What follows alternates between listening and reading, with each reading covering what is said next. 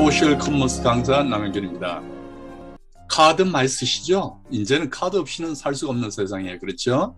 예, 카드를 쓰시는데 카드의 종류 우리가 쓰면서도 잘 안 보죠. 연회비는 어떻게 내는지, 잊어버렸을 때 그때는 어떻게 대처해야 되는지, 또 얼마나 보상해 주는지 이런 거를 하나하나 알아보도록 하겠습니다. 카드의 종류와 사용에 대해서 같이 해보죠. 우선 카드는 이 개인 카드와 법인 카드가 있습니다. 우리가 이제 보통 쓰는 게 이제 개인 카드고요.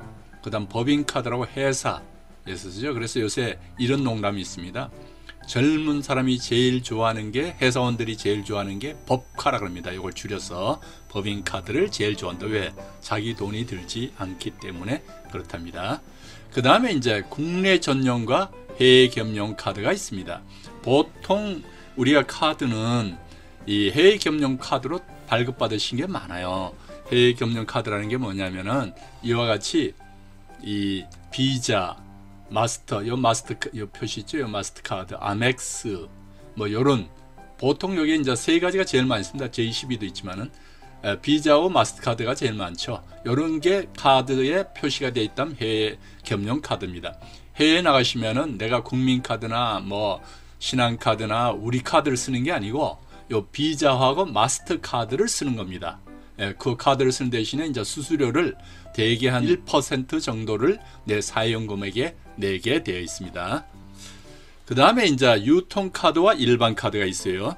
유통카드는 우리가 보통 뭐 백화점 이런 거고, 우리가 쓰는 게 이제 일반 카드죠. 그래서 이게 여기 보시다시피 롯데, 백화점 카드 이런 거를 우리가 유통카드라고 합니다. 그 다음에 이제 복지카드란 말이 있어요. 예, 복지카드가 뭐냐?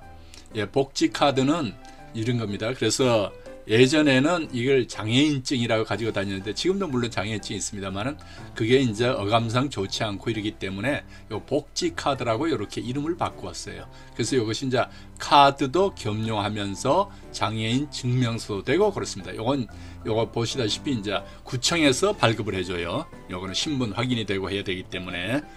그 다음에 이제 후불교통카드와 선불교통카드, 이건 잘 아시죠? 우리가 보통 이제 카드를 후불교통카드 기능을 넣어서 후불교통카드를 씁니다. 티머니 같이 이제 선불교통카드도 있죠.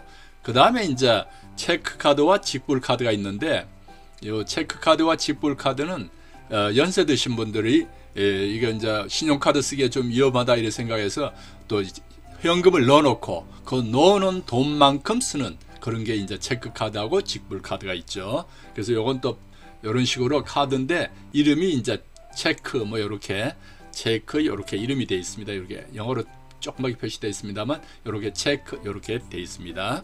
신용카드와 체크카드 이 차이가 뭐냐? 신용카드는 아시다시피 이름 그대로 신용이에요. 즉 뭐냐면 내가 먼저 돈을 쓰고 나중에 갚는 겁니다. 그래서 이 신용 한도라는 게 항상 있죠. 예, 카드도 사용 한도가 있고 이런 게 있습니다. 그래서 이거는 신용 관리가 굉장히 중요해요. 그리고 이제 할부라든가 현금 서비스가 가능하죠. 그러나 이 체크카드, 직불카드, 선불카드는 신용이 아니고 내가 들어가서 있는 현금 잔액, 예금 잔액 이내에만 사용이 가능합니다. 선불카드는 충전 금액 잔액 이내에만 사용이 가능합니다. 당연히 할부나 현금 서비스는 안 되죠. 요 체크카드는 신용카드사에서 발급한 거고, 직불카드는 은행에서 발급한 거예요. 그 차이가 있습니다. 체크카드와 직불카드로 구체적인 차이를 한번 보죠. 체크카드는 유효기간이 있어요. 직불카드는 없습니다.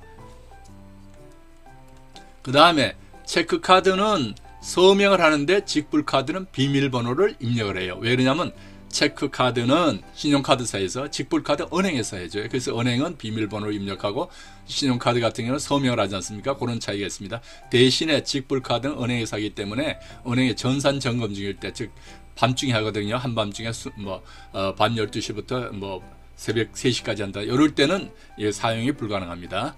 그 다음에 직불카드는 또 사용이 제한되는 곳이 좀 많습니다. 그 다음 교통카드에 대해서 한번 알아보죠. 제일 많이 쓰는 게 우리 교통카드죠. 자, 이 선불교통카드가 있어요. 이 선불교통카드. 선불교통카드는 이게 지금 요렇게 티머니 카드, 요런 거, 대중 안심 카드, 뭐 이런 게 이제 보통 티머니 카드라고 하죠. 요 티머니 카드는 전국 어디서나 가능합니다. 이게 이제 특징이 신용카드에 후불 교통카드 기능을 넣어가지고 하는데 안 되는 지역들이 있어요, 많이. 그러나 전국 어디서나 티머니 카드는 가능하다. 단지 군의군, 청송군, 인도군, 여기는 현금만 받습니다. 그래서 여기는 교통카드가 있더라도 현금을 내셔야 됩니다. 그 다음 이제 후불 교통카드, 이거 우리가 제일 많이 쓰죠. 예, 후불 교통카드는 신용카드 및 일부 체크카드, 그러니까 신용카드나 일부 체크카드에다 이 기능을 넣어가지고 쓰면 됩니다. 예, 그래서 이거 되고, 또 청소년들 12시 주제, 이거는 법정 대리인 동의로 발급 가능해요. 그래서 저 학생들한테 이렇게 후불 교통카드도 발급해 줄 수가 있습니다. 그 다음 교통카드 사용 시 주의점을 한번 볼까요? 첫째, 환승 가능. 환승 가능은 몇 회가 가능할까요? 예, 이거에 대해서 여쭤보면 여러 가지 대답이 나오시더라고요. 4회까지 가능합니다. 4회까지. 4회까지 가능하다. 이런 말은 무슨 말이냐면 5번을 탈 수가 있는 거죠. 그러니까 4회 횟수니까 처음 타고 1번, 2번, 3번, 4번 환승하니까 5번까지다. 그래서 환승은 17번 버스에서 예를 들면 200번 17번 버스 이렇게 번호가 틀리면 환승이 가능해요. 17번 버스 지하철 탔다가 다시 17번 버스 타는 것도 가능합니다. 그러나 이것이 전부 다 가능한 것이 아니고 수도권과 광주광역시 뭐 기타 이제 지역이 조금 늘고 있어요. 하여튼 수도권은 지금 다 되고 있고, 수도권이라는 건 서울과 경기도죠. 그 다음 광주광역시도 그 주변시하고 되고 있어요. 또 일부 지역도 지금 추가로 자꾸 이제 늘어납니다. 그래서 이렇게 이제 되고 있고, 그 다음에 환승 불가가 되는 게 있어요. 어떤 거? 같은 버스끼리는 환승이 안 됩니다. 11번 버스 타고 내렸다가 17번 버스 타면은 다시 찍어야 되죠. 그 다음에 지하철은 그 안에서만 왔다 갔다 할 수 있지, 일단 밖을 나오면 지하철은 지하철끼리는 또 환승이 안 됩니다. 다음에 다인승을 찍는 거, 이런 게 이제 많이 헷갈리시는 분이 있어요. 예, 여러 명 가시다가 왜 이렇게 이제 대신 이렇게 찍어주는 거 있잖아요. 며칠 친구끼리 갔다거나 아니면 식구들끼리 가서 다인승을 찍으시면은 환승은 1인밖에 안 돼요. 지금 무슨 얘기냐면 다인승을 찍고 난 다음 또 환승할 때는 그 다른 사람 다 찍어야 됩니다. 그러니까 이 환승을 하실 생각이시면은 다인승으로 찍을 필요가 없어요. 그건 뭐 쓸모없이 돈이 더 나가요. 그러나 이제 한 방향으로 쭉 가실 때는 상관이 없습니다. 그 다음에 이게 교통카드가 잘 안 찍히는 경우가 많이 있죠. 예, 이렇게 이제 교통카 버스에 탈 때에 여기 갖다 카드를 딱 대면 타치를 하는데 이게 어떻게 된 경우는 다시 대주세요. 뭐 이렇게 이제 하는 경우가 많이 있어요. 이렇게 하는 경우가 되게 뭐냐면 대개 이제 스마트폰 안에다가 카드를 꼽아가지고 많이 다니시잖아요. 근데 스마트폰을 보통 댈 때 어느 쪽이냐면 배터리 있는 쪽 있죠. 배터리 있는 쪽으로 대면은 이게 잘 못 읽는 경우가 많아요. 그럴 때는 뒤집어서 대시면 됩니다. 근데 대부분 그렇게 해서 안 되면 어떻게 하십니까? 카드를 빼가지고 카드를 대고 다시 이렇게 꼽죠. 그렇게 하지 말고 요거 반대로 뒤집으시면 됩니다. 대개는 보면 배터리 쪽으로 댈 수 있게 이렇게 폰을 잡고 있어요. 스마트폰을. 그래서 그런 문제가 있으니까. 그 다음에 2장의 카드가 있으면 어떻게 돼요? 예, 1장의 카드만 대주세요. 이렇게 이제 나오죠. 보통 그렇게 나옵니다. 그러나 2장이 동시에 찍히는 경우도 많습니다. 왜냐하면 기계가 요 순간의 차이지만 뭐 0.001초의 차이지만 2장이 이렇게 붙어 있으면은 먼저 오는 것을 찍어야 정상인데 요 기계가 0.001초 차이를 인식을 못하는 경우가 있어요. 그러면 2장으로 인식해서 1장의 카드만 대주세요. 그래요. 그러나 그것마저도 기계가 좀 이게 오래됐거나 아니면 이게 뭐 마모가 오래된 경우에는 어떻게 되느냐? 그냥 2장을 다 찍어버리는 경우가 있어요. 이렇게 해서 2장이 동시에 찍히면 교통요금이 이중으로 나갑니다. 이건 저희들이 알 수가 없죠. 왜냐하면 그걸 일일이 체크하시는 분이 없잖아요. 그냥 신용카드 금액이 나오면 그것만 결제를 할 뿐이지. 그래서 교통카드 기능이 있는 거는 스마트폰 같은 데 여기에다가 2장을 동시에 꼽지 마시고 1장만 꼽아 놓으시거나 이렇게 하시는 게 유리합니다. 자, 이제 카드를 안전하게 사용하는데 카드를 잊어버렸었어요. 이거 보통 문제가 아니죠. 예. 신용카드를 안전하게 사용하기 위해서는 첫째, 분실입니다. 분실을 했을 때 어떻게 하느냐? 네, 분실하면 신고부터 해야죠. 예, 분실 신고부터 합니다. 보통 분실 신고는 365일 24시간이 가능합니다. 예, 언제든지 분실 신고가 돼요. 그 다음 분실 신고를 어디다 합니까? 신고 방법은 해당 카드사, 예, 해당 카드사로 전화하면 되는데, 요 카드사로 전화하면은 쉬워요. 어떻게 그럼 전화하냐고요? 신용카드, 스마트폰에서 그 카드사 찾으시면 그 고객 이렇게 해서 신고 번호가 나옵니다. 예, 고객센터 이렇게 나오기도 하고, 아니면 아예 그냥 화면에 신고 번호, 분실시 신고 전화번호가 나와요. 그리 전화하시면 됩니다. 그렇게 전화할 때에 가급적이면 본인의 전화로 하세요. 왜 그러냐면 그렇게 하면 빨리빨리 신고가 되고 다시 확인하는 게 없습니다. 그렇게 하는 게 쉽고, 또 여담삼아 이런 얘기를 합니다만은 지금 카드사에 전화를 받는 것은 거의 사람이 아닙니다. 인공지능 기계입니다. 그게 남자 목소리든 여자 목소리든 인공지능 기계가 다 받고 있기 때문에 거기에 뭐 분실한 내용 뭐 이런 거 저런 거 굳이 설명할 필요가 없어요. 기계는 그런 거에 관심도 없어요. 단지 이런 얘기합니다. 저도 직접 신고를 해봤지만 신고하니까 이렇게 얘기를 해요. 자, 이렇게 카드를 잊어버렸습니다. 그러면 딱 묻는 내용이 저 얘기가 뭐더라고요. 카드를 다시 발급 받으시겠습니까? 그래서 예, 그랬어요. 그랬더니 신고가 접수되었습니다. 그리고 끝이에요. 예, 이렇게 되니까 뭐 다른 얘기 하실 것도 없습니다. 그 다음에 일괄 신고 요청이라는 게 있어요. 이게 뭐냐면은 지금 뭐 지갑 속에 카드가 여러 장 가지고 다니다가 잊어버리시잖아요. 이렇게 볼 때는 뭐 카드가 어느 카드가 있는지 잘 모르시죠. 뭐 넣어 다녀도 또 그리고 일일이 한 카드사 전화하려면 보통 일이 아니잖아요.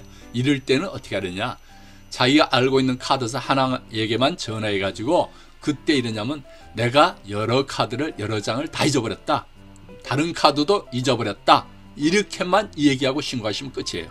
그러면은 금융감 거기서 본인 명의로 발급된 카드는 모두 정지시켜 버리십니다.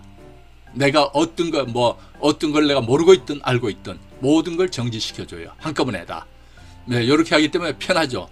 또 불편한 점은 요 카드만 내가 정지하려고 하는데 다른 카드도 정지돼 버리니까 못 쓰는 경우가 있죠. 예, 그래서 그런 장단점이 있으니까 그걸 참고로 하시면 됩니다.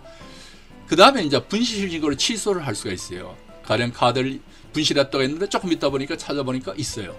그러면은 분실 신고한 그 카드사에 다시 전화해 가지고 내가 카드를 찾았다, 이렇게 하시면 됩니다. 단 여러 장을 한꺼번에 분실 신고를 했잖아요. 내가 다른 카드 다 잊어버렸다. 그랬을 경우에는 일일이 카드사마다 전화해 가지고 이거를 받아야 돼요. 그러니까 그거는 뭐 귀찮은 경우에는 그냥 놔두시면 다른 카드가 다 정지되고 그 카드만 살아있으면 그렇게 되는 겁니다. 그 다음에 이제 제일 안전하게 사용하시려면은 사실 요거 분실 대비 준비를 하셔야 돼요. 제일 좋은 거는 요겁니다. 사용 내역 문자 통보, 뭐 한 달에 한 600원 정도 나가요. 그러면 요 카드 사용 문자 내역이 이렇게 쪽쪽 통보되게 요렇게 해놓는 게 제일 좋습니다. 그리고 카드에는 서명을 반드시 해놓으세요. 왜냐하면 나중에 이 카드를 분실했는데 나중에 이제 뭐 여러 가지 문제가 생겼을 때는 카드사가 만약 도로 찾았는데 나는 서명했다 그러는데 아주 찾아본 카드에 서명이 없으면 내 책임이 됩니다. 그러니까 카드에는 서명을 일단 해놓으시는 게 좋고, 제일 좋은 사용 내역을 문자 통보받는 게 좋습니다. 자, 퀴즈를 하나 내볼게요. 카드 분실 신고라면 며칠 전까지 보상을 해주겠습니까? 예, 제가 이런 교육 중에서 여기저기서 많이 이렇게 질문을 던지시면 뭐 참 우리 한국 사람이 양심적이잖아요. 그래서 일주일, 열흘 뭐 이렇게 많이 말씀하세요.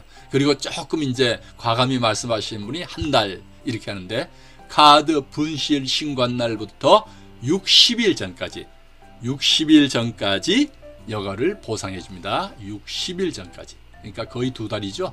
예. 그러니까 60일 전까지 보장해 줄 수 있으니까 안심하고 신고를 하세요. 두 번째, 신용카드 연회비는 낼까요, 안 낼까요? 예. 여기도 보시면은 어떤 분은 낸다, 어떤 분은 안 낸다, 이런 말씀이 계세요. 일단 신용카드를 개설을 하면은 처음에 연회비를 내요. 그 다음에는 신용카드 회비는 연회비는 내는 게 원칙입니다. 근데 어떤 신용카드에서 안 되는 경우가 있어. 그건 사용 금액이 어느 정도 되면은 이걸 보상을 하는 식으로 해가지고 연회비를 카바를 이렇게 해주는 신용카드사도 있어요. 그래서 그건 일률적으로 내시는 분도 있고 안 내시는 분도 있는데 원칙적으로는 내고 있습니다. 그 다음에 안 쓰는 신용카드 연회비는 낼까요? 안 낼까요? 예. 대개 어떤 분이 안 쓰는 신용카드 연회비는 받지 말아야지 그런데 실제 안 쓰는 신용카드도 연회비를 받습니다. 단 1년 이상 안 쓰면은 연회비를 안 받습니다. 그러니까 1년 중에 하루라도 쓰면은 연회비를 내야 돼요. 그러나 1년 동안 한 번도 안 썼다 그러면 연회비를 못 받게 규정이 되어 있습니다. 그거를 참고하세요.